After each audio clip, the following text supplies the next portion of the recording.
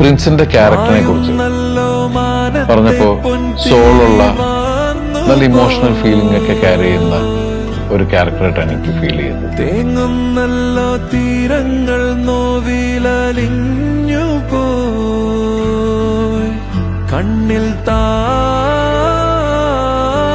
താനെ വീഴലാകവേ ഉള്ളിൽ തോരാതെ പെയ്യുന്നേ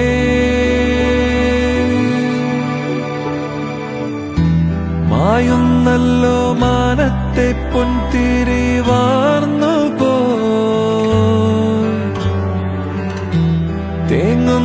എന്റെ അവസ്ഥകളും പക്ഷേ എനിക്ക് എന്റെ ലൈഫ് കോമഡി അല്ല സാറേ.